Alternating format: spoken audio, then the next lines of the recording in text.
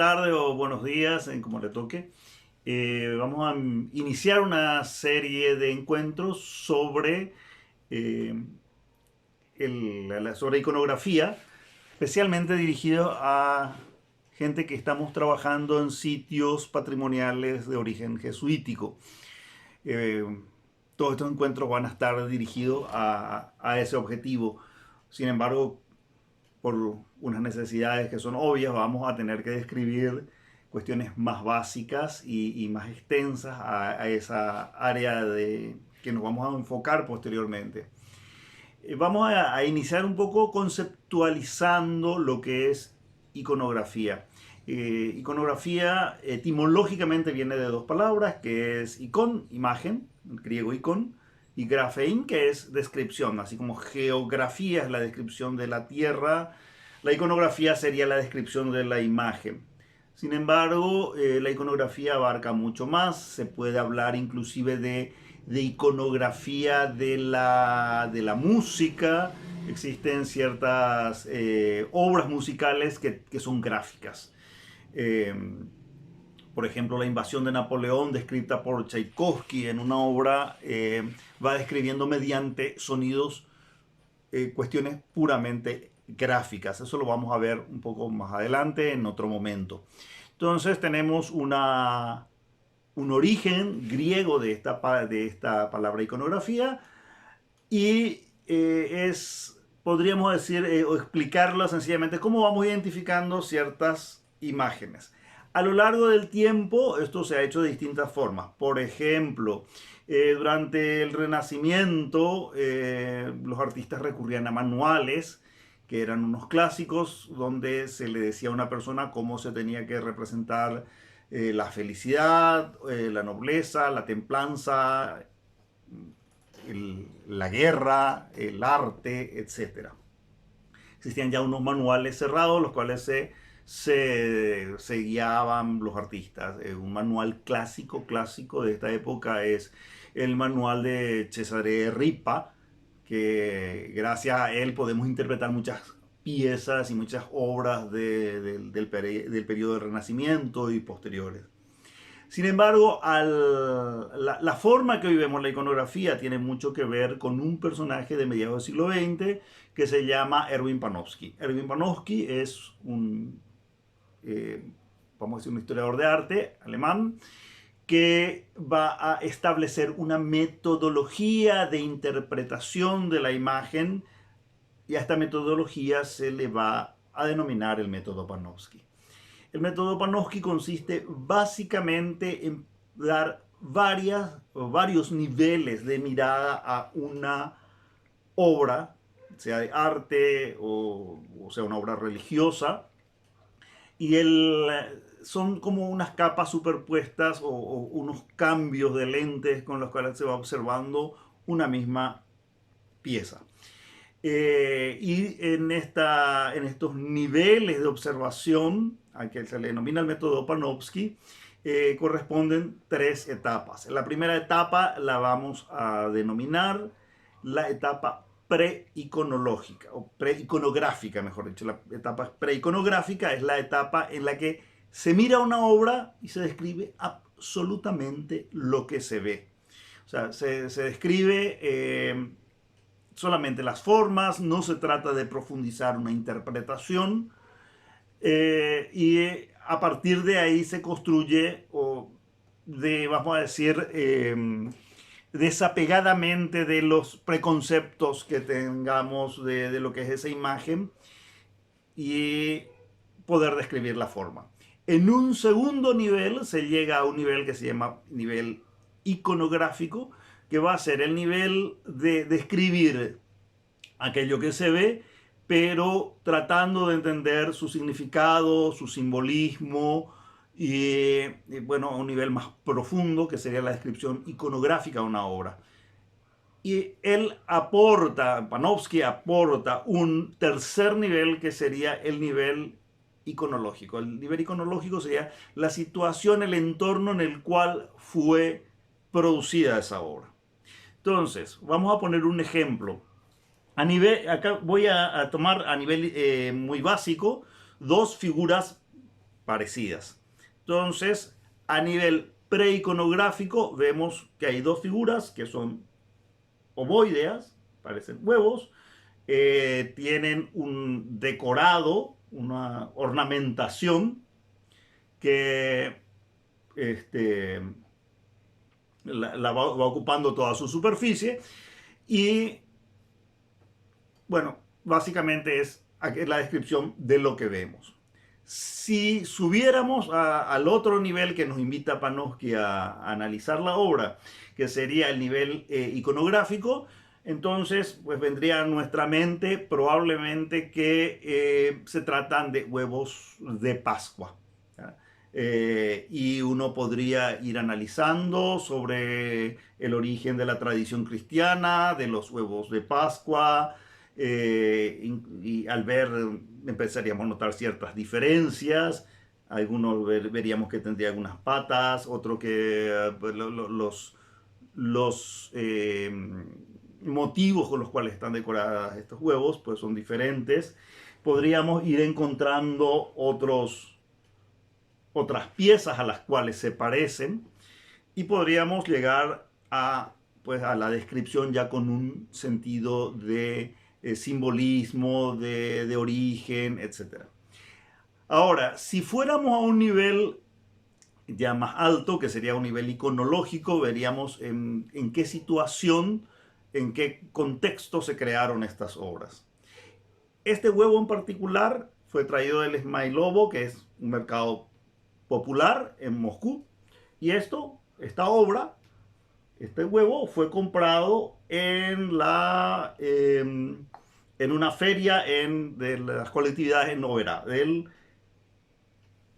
vamos a decir, del stand de los pakistaníes. Acá dice Alá.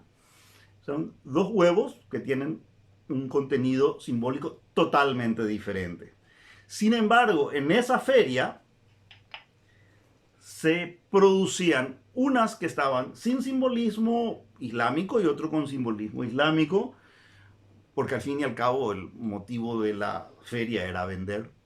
Entonces, la situación en que se produjo esa obra, estas dos obras, son totalmente diferentes. Yo podría interpretar que esta obra tendría cierto contenido cristiano, esta sí, solamente podría identificar que es islámica por la escritura, y esta pues tiene cruces, entonces evidentemente es cristiana, pero son tres figuras que si son solamente descritas por su forma, podrían parecer similares, iguales.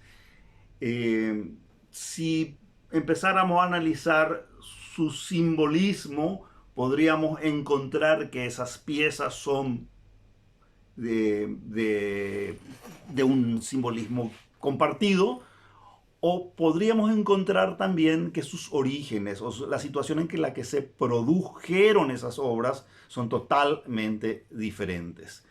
Entonces, es un método, no es la Biblia, no es algo que no se pueda romper, pero es la primera vez y mejor explicada que un artista, o mejor dicho, un historiador de arte, propone un método para la descripción de una obra de arte y para la interpretación de su significado.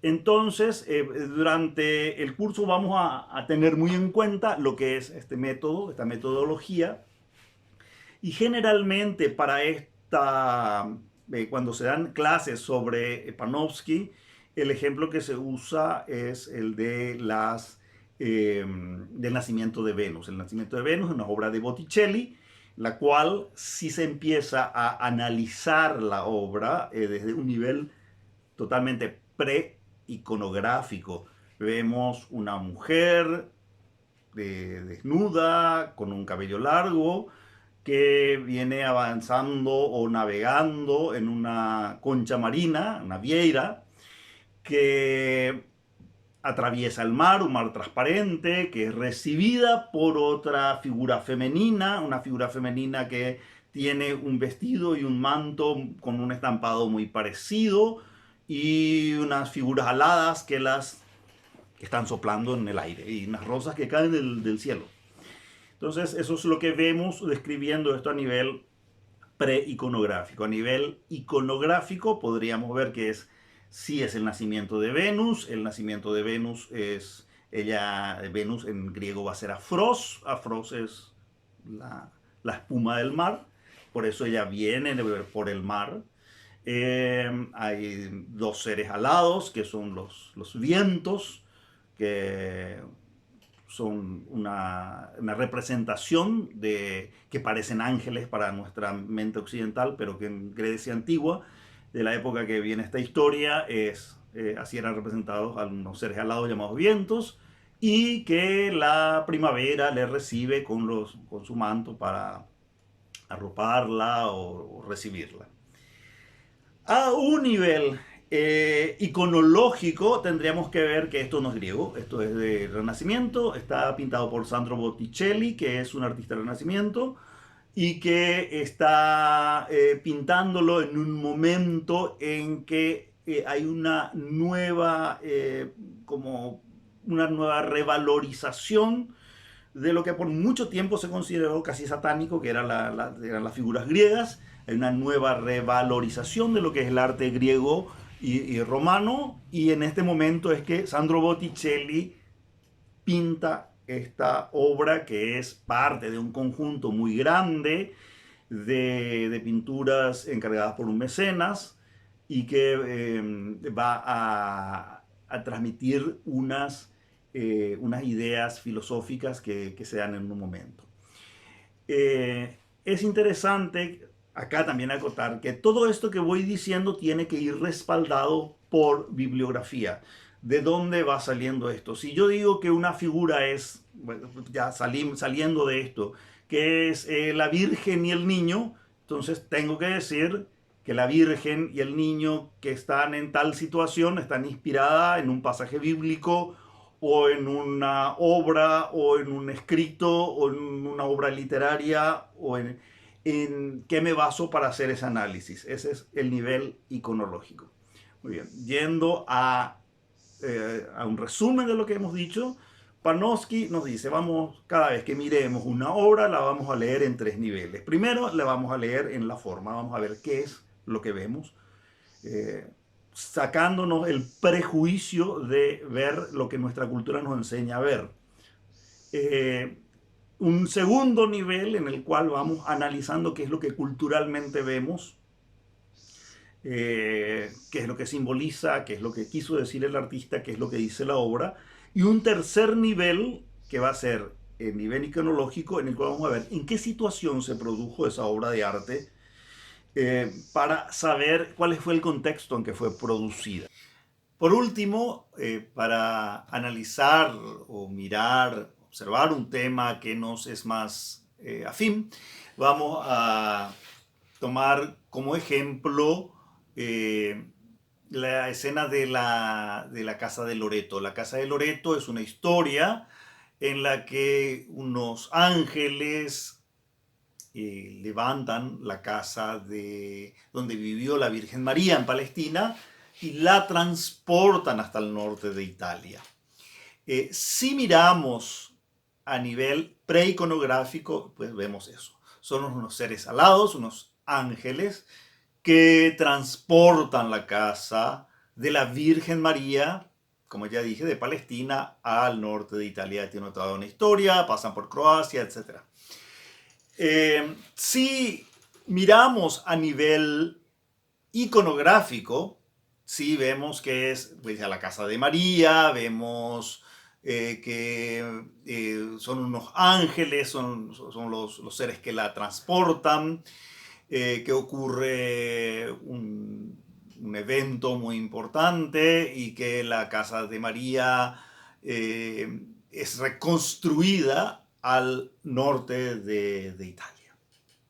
Si vemos y observamos la misma escena, pero a nivel iconológico, y si nos metemos en el contexto en que sucedió este evento, porque realmente sucedió, vamos a ver que son una familia muy potente italiana, los Angeli, que se encargan de transportar, no por los aires, sino con unos barcos, lo que ellos identificaron como la casa de la Virgen María, y lo van a trasladar, esta construcción la van a trasladar al norte de Italia, la van para emplazarla van a buscar en un lugar adecuado que sea parecido al lugar donde salió. Para eso se busca un bosque de laureles, de loretos, como dirían en italiano, perdón, en latín. Y entonces ese lugar en el que va a ser emplazado, pues se va a llamar la Capilla de Loreto. Entonces, a nivel de iconología, en el nivel del contexto de la obra, pues es la recordación que la familia Angeli, los ángeles, trasladaron la casa de la Virgen María desde el Medio Oriente hasta el norte de Italia. Y eso también, pues, si le sumamos otros datos de contexto, por ejemplo, de cómo vino a parar esa obra a las misiones jesuíticas, vamos a poder recurrir a las cartas anuas, recurrir a los documentos, y vamos a ver que el primer provincial de la provincia jesuítica de Paraguay, el padre Diego Torres Bollo, dio instrucciones de que todas las reducciones tuvieran una capilla de Loreto. Entonces, aquí vemos un poco, a grosso modo, en forma introductoria, cómo funcionan estos tres niveles. En el próximo encuentro vamos a hablar entonces de algunos aspectos que son básicos para entender lo que, por último, todo lo que hablamos, todo este material está lleno de simplificaciones y generalizaciones. Así que si se quiere saber más, hay que leer. Y para ello, vamos a hacerle llegar a sus correos o bajo este video los materiales pertinentes a cada sesión. Hasta la próxima.